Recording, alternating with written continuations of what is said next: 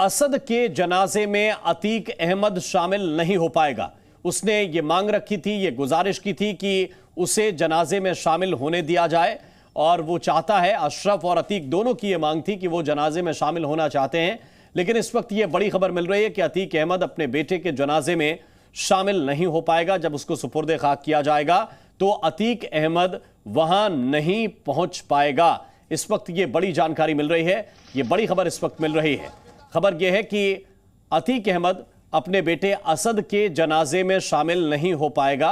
उसने ये मांग रखी थी, ये मांग की थी और ये कहा था कि वो चाहता है कि उसको असद के जनाजे में शामिल होने दिया जाए, लेकिन अतीक को इजाजत नहीं मिलेगी, ये पुलिस का कहना है।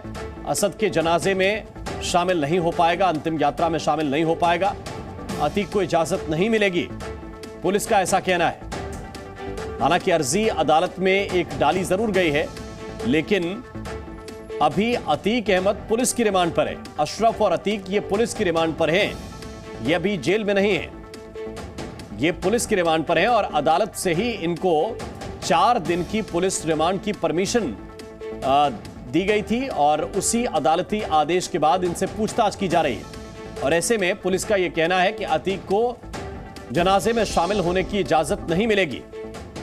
महत्वपूर्ण पूछताछ इस वक्त अतीक और असद से चल रही है। सूत्रों के हवाले से यह बड़ी जानकारी मिल रही है कि असद के जनाजे में अतीक शामिल नहीं होगा, अतीक को इजाजत नहीं मिलेगी। सूत्रों के हवाले से यह जानकारी इस वक्त मिल रही है। असद के जनाजे में शामिल होना चाहता है अतीक अहमद। उसने पुलिस के सामने भी यह बात रखी और वकीलों के जरिए अदालत में भी यह बात रखने की कोशिश की है। लेकिन इस वक्त यह बड़ी खबर मिल रही है सूत्रों के हवाले से कि असद के जनाजे में शामिल नहीं हो पाएगा अतीक अहमद, उसको इजाजत नहीं मिलेगी। सूत्रों के हवाले से यह बड़ी जानकारी इस वक्त मिल रही है। ज्यादा जानकारी के साथ गुफरान इस वक्त हमारे साथ प्रयागराज से जुड़े हुए हैं। गुफरान, क्या जानकारी मिल रही है? क्योंकि अर्जी तो अतीक अहमद के वकीलों की तरफ से अदालत में भी दी गई है और दूसरी तरफ उसके बेटे की अर्जी भी अदालत में लगी है। क्या जानकारी इस सिलसिले में मिल रही है? बिल्कुल, देखिए ये बड़ी अपडेट यही है कि माफिया अतीक अहमद और उसके भाई अशरफ दोनों को जो है अंतिम संस्कार में शामिल होने की जो इजाजत है वो नहीं मिलेगी। जी मीडिया के पास ये पुख्ता जानकारी है। इसके पीछे की वजह जो है सुरक्षा कारणों को बताया गया है।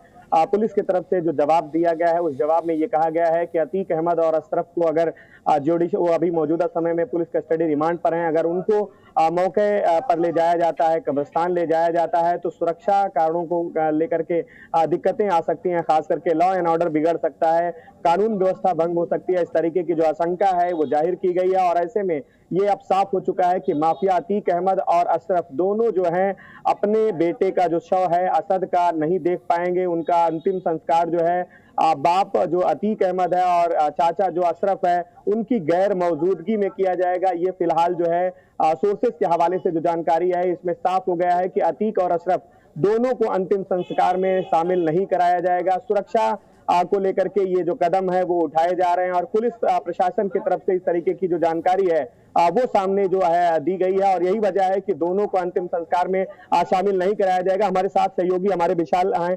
सर, आपने भी देखा है आज बड़ी खबर आ रही है। इससे पहले बता दें कि जो आपको बता दें कि 178 कर्मियों की जो लिस्ट है वो तैयार कर ली गई है। प्रयागराज पुलिस ने 178 जो कर्मी हैं जिसमें पीडीए के अधिकारी हैं, इसके साथ नगर निगम के अधिकारी हैं, राजस्व विभाग के अधिकारी हैं, पुलिस विभाग के अधिकारी हैं, 178 कर्मियों के नाम जो है ये चिन्हित किए गए हैं। और इस वक्त की बड़ी खबर है, अतीक से इनके नाम को पूछा गया है और ये वो लोग हैं जिन्होंने अतीक की मदद की है अभी तक तमाम जगहों पर, यहाँ पर रहते हुए अतीक के साम्राज्य को खड़ा करने के लिए। क्योंकि केवल अब ये पूरा मामला उमेश हत्याकांड का ही नहीं है, इसके साथ साथ अतीक के साम्राज्य को जो है सीधे तौर पर जिस तरह से जिन लोगों ने बढ़ाया है वो लोग इनमें शामिल है। तो फिलहाल आपको बता दें कि इस वक्त की बड़ी खबर है कि पीडीए और नगर निगम, राजस्व, पुलिस विभाग के करीब 178 कर्मियों की जो लिस्ट है वो प्रयागराज पुलिस ने चिन्हित कर ली है, इसकी लिस्ट तैयार कर ली है और अब इसी के आधार पर बड़ी कार्रवाई होगी और इसके नामों का खुलासा जो है वो अतीक से पूछने के बाद किया गया है। बिल्कुल, देखिए बड़ी अपडेट यही है कि माफिया अतीक अहमद के 178 करीबी, खास करके पुलिस पुलिस और पीडीए से जुड़े,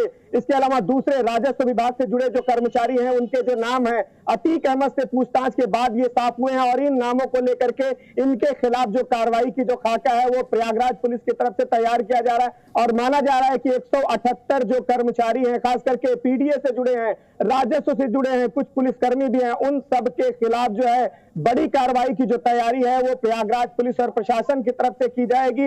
और इसको लेकर के जो डेटा सामने आए, इन डेटा को शासन से एक तरीके से अनुमति ली जाएगी और उसके बाद इनके खिलाफ बड़ी जो कार्रवाई की जो तैयारी है वो की जाएगी। जी न्यूज़।